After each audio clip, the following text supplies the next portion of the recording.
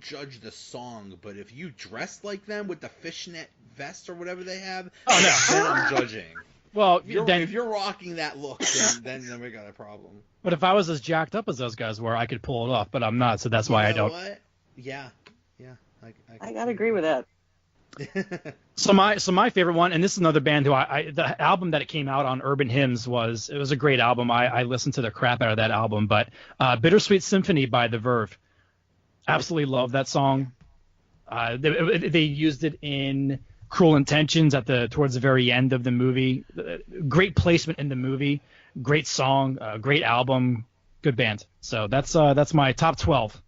I looked at a few lists of like best 90s one-hit wonders, and that song Bittersweet Symphony was number one on a few lists. That's a good one. So let me go give them real quick. I have I'll just do the ones that you guys didn't. Jump Around by House of Pain. It's a good one. Okay. Baby You Got Back, Sir Mix-a-Lot. Yep. I forgot that was the 90s. Yeah. I'm gonna be 500 Miles by Proclaimers. Yeah, Proclaimers. I'm gonna say Ice Ice Baby, although I'm sure that's technically not a one-hit wonder because I think he had Go Ninja Go or something like that. But I'm saying it's a one-hit wonder. I think it was Play That Funky Music was his other hit, but again, anybody really knows it's Ice Ice Baby, so it's also your podcast. Joe, do whatever the heck you want. I got Whoop, There It Is. Now, are you going with Whoop or are you going with Woot? Because there were two of them. I'm going Whoop. Wait, okay. There's two of them? There's one by Tag Team called Whoop, There It Is. I'm talking Tag Team. Okay, and then there was one called Woot, There It Is, which I think it came out like a week or two later, and it was by 95 South, which Whoop is the one that remembers. Yeah. Chubbawamba, Tub Thumping. Okay. And there's another one that whatchamacallit? Cotton Eye Joe by Rednecks. Oh, really? That's a good one. They played it at Pittsburgh Penguins games all the time. They played in Camden Yards. I'm like, why? Stop. And I'm gonna go. Okay, two more.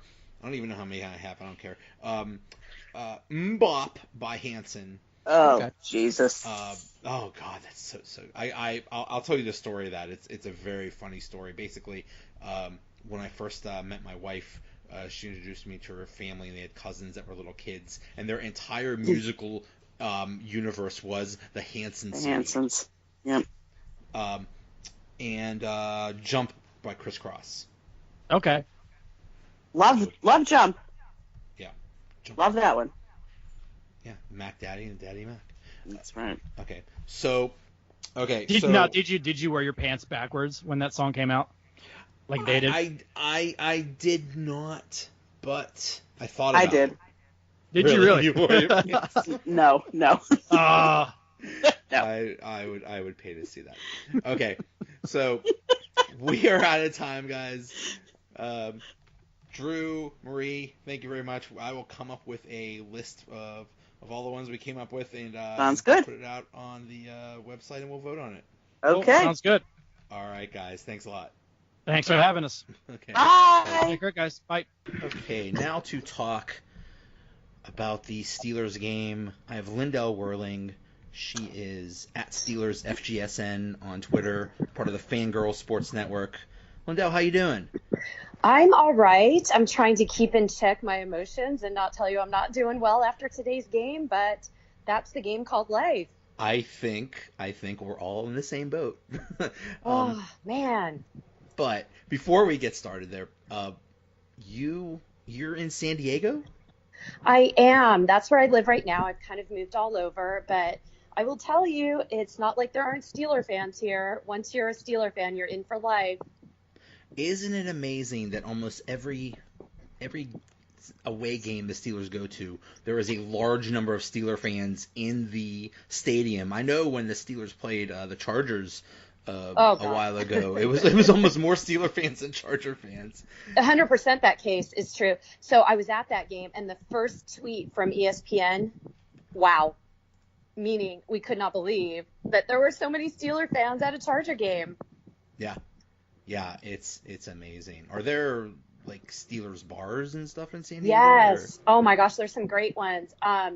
The NFL Network, for the first Monday night game the Steelers played last year, was in San Diego at one of these bars, and it was unbelievable. I have seen pictures of 10 a.m. games during the playoffs. I haven't gone there on this particular occasion, where there were well over the max capacity waiting outside to get in before the bar was open. So there are a ton of Steeler bars here, like legitimate, with old school memorabilia, people from Pittsburgh.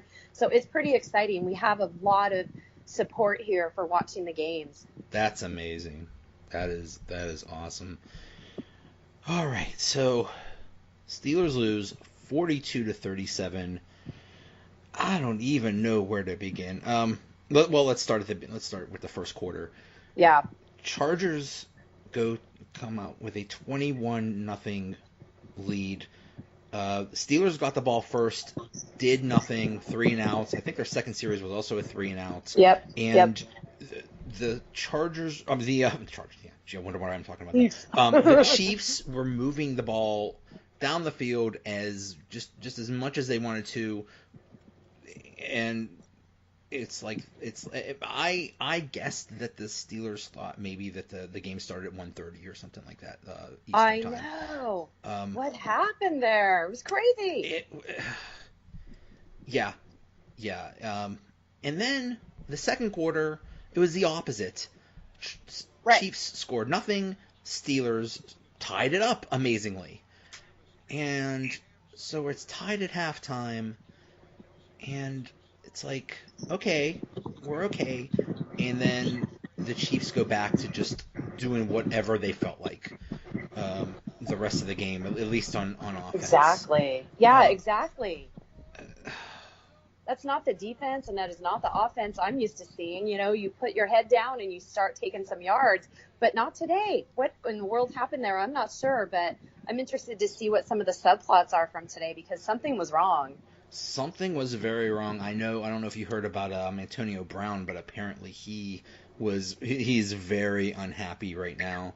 Right. There are so many things wrong right now. It just seems like, I don't know if Ben is off or he's just not on the same page with some players or whatever, but it seems like it happens more than once where Ben will throw it and it's not even close to the receiver because the receiver's running a different route. We saw that last week too. Yeah. I mean, when the average fan can pick up on that, I think the other team can't. I mean, there's some things that need to get adjusted for. Yeah, and I mean, this game looked a lot like the Jacksonville game in the playoffs last year. Yeah. And it is scary.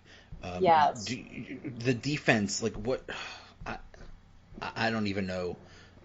What do you think is wrong with the defense, and do you think it can be fixed? Well, I think that there are.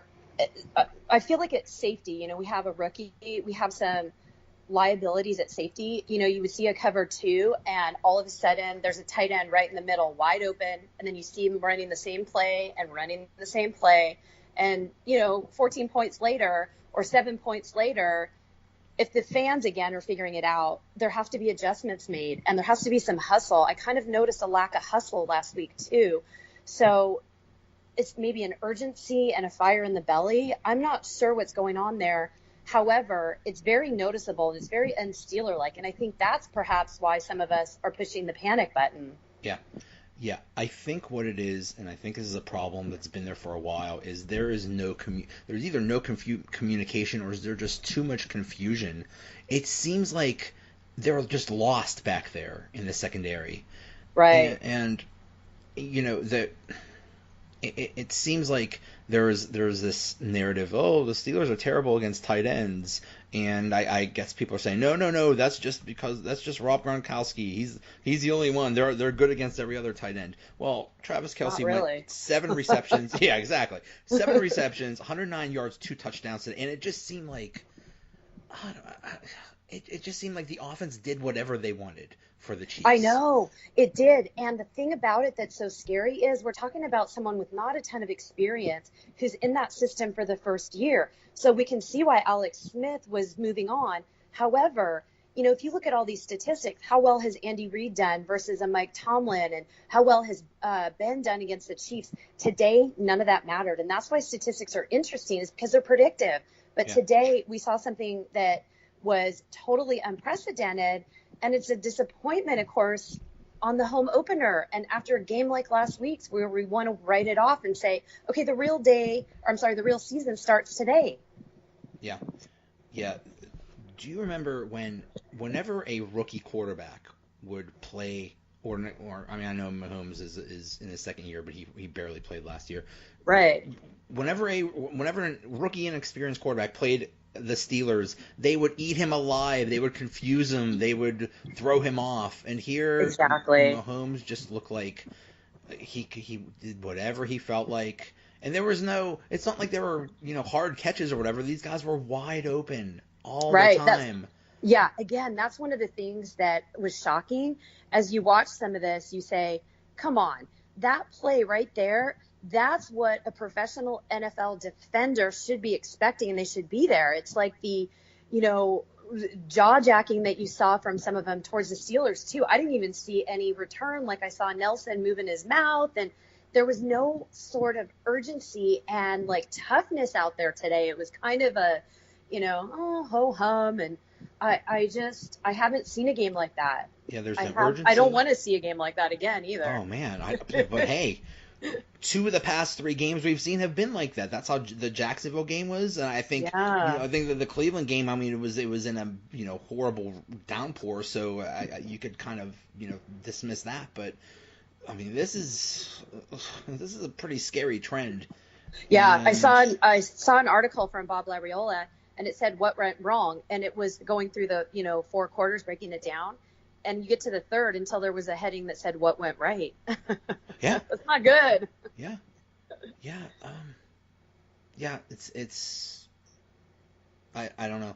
I'm almost glad they lost this, because if they found a way to win this game, then winning masks a lot of things, and now hopefully they'll. I mean, they're and unfortunately this was very good point. These were 2 games to AFC opponents. One was in a division that really puts you in a hole for playoff implications. So exactly. And that was one of the early stories of the season. Look at this schedule. We can have the AFC North wrapped up so early. We're tied for last. Yeah.